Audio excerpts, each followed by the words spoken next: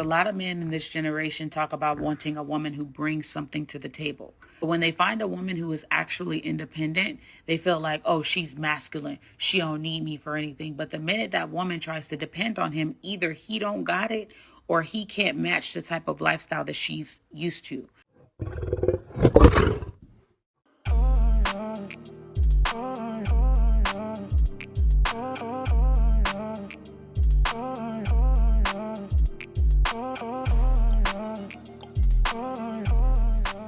All right, y'all, a little bit of house cleaning before we get started. For those who've been rocking with me from day one, I appreciate the support.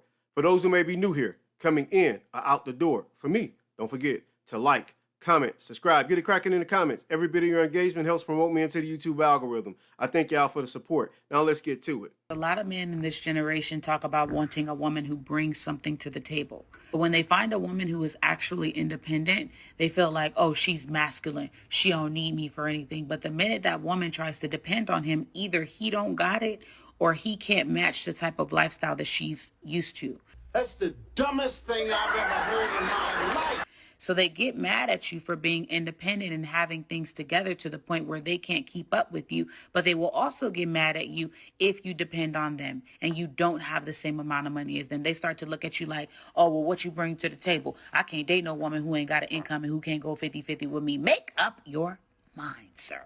And I'm starting to realize that this issue is not a woman issue. It's an issue of ego, because it's like you damned if you do, you damned if you don't. It's a double conundrum. If I'm independent, I'm making too much money, or I can't afford that woman, she's too high maintenance, or nah, she ain't her masculine. And if I'm too dependent on my man, nah, I need a woman that brings something to the table. Baby, you're the problem.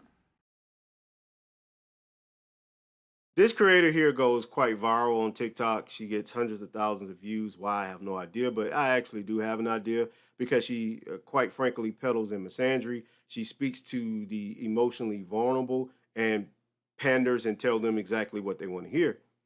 Now, in the first video, you heard her talking about 50-50 relationships. I don't know why we have to keep going back to this thing, right? In the Black community, this 50-50 conversation. You live in 2024 and two incomes or dual incomes is just going to be the norm. You can cry, you can whine, you can say it wasn't like that in the past. Well, none of us are living in the past. We're actually living in the present. So we have to adjust for how things are currently, not how things used to be or how we romanticize the past of men being traditional and paying all the bills. Yeah, men did in those times pay all the bills. For one, they could because women were not in the workforce competing with men.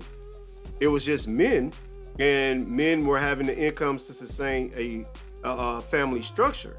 When women wanted to enter into the workforce, then you created a competition role with your male counterparts, i.e. your husbands and your boyfriends. So now the work is divided amongst men and women, and both men and women now work and receive equal pay. So of course, corporations and businesses are not dumb. They're going to streamline income. You're not going to be able to sustain a household on one income anymore, and the system is designed for you not to. Why? Because they want to keep women in the workforce.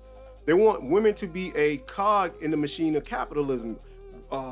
Women going into the workforce was the best thing that happened to business. Why? Because now they have more workers, they have more people spending money, which women are the largest consumer base. Women spend on impulse, women spend out of emotions, and women spend to keep up with the Joneses. So now they have that huge consumer base out working and contributing to the inflation because women would not stop spending money, and they know that women are their largest consumer base. So they want women working, and women because they've been indoctrinated into different forms of women activist ideology, they want to be in the workforce. They want to go to school and get their degrees, which oftentimes are in humanities. They're in the workforce competing with men. And so you have businesses looking at this and saying, well, hell, we got women in the workforce spending money. We don't want to get rid of that. So with both men and women being in the workforce, prices are going to skyrocket. The cost of living is going to continue to go up, because they want that revenue from both men and women. So The whole 50-50 conversation is just ridiculous. And saying that this generation of men want 50-50, of course this generation of men want 50-50 because they're living in the times where it requires 50-50. They're not getting in time machines going back to the 40s and 50s and then just coming back to 2024 saying, okay, I was in the 40s and 50s and, I had to pay all the bills. Now I'm in 2024 and, I don't want to pay all the bills just because I don't want to. No, it's not that men don't want to pay all the bills. It's that they can't afford to. And this isn't rocket science. This isn't something that's, it requires studying and analysis and data to compile to show you and to illustrate to you all that dual incomes are needed in this society currently, not past day society, but current society. Now, if you want to romanticize past society and you want to live in those society, are you going to be of a traditional nature of the women like they were back then? I bet you're not. You want to be modern as they come.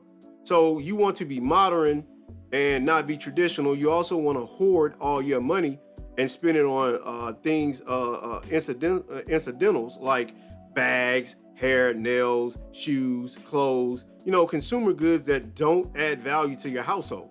This is what a lot of women want. So they disguise it as soft girl eras and princess treatment and ladies of leisure and whatever new fancy name they want to throw on it. But the name I throw on it is actually what it is: self-centered, laziness, and you don't give a damn about your partner's well-being. You want these men to be out here working 10, 13, 15 hours, paying all the bills, and then you'll complain and cheat on him because you'll say he's not available. He's not emotionally available for you. He's not there. Well, he can't be there if he's working 13 or 14 hours a day to sustain your lifestyle. It's a double-edged sword. You want men to be the bearers of all the burdens of the bills and also help you 50-50 in the household. God damn it!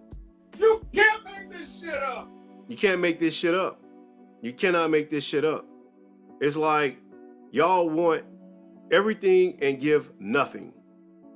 Y'all are the Spartans. Give them nothing, but take from them everything! You're going to take everything and give nobody anything in return. No reciprocity, just take. And you hate 50-50 because it takes you out of your femininity. Takes you out of your feminine frame. How so? How does you contributing to part of your lifestyle, how does you contributing to half of your stability to live taking you out of your femininity? Yeah, sure, you may have to report to work, and sometimes you might have to take on masculine traits to succeed in the workforce, but that don't mean you have to come home and also wear that pseudo-masculinity as a cape around your household. It's just nonsense. It's just women that are self-centered, want to hoard their money, and not help pay for their own lifestyles. That's all this is ever about. Like Jesus. I don't ask for much from you. It's like you don't got the time to lose. Made me feel like I'm a burden when I tell you how I'm hurt.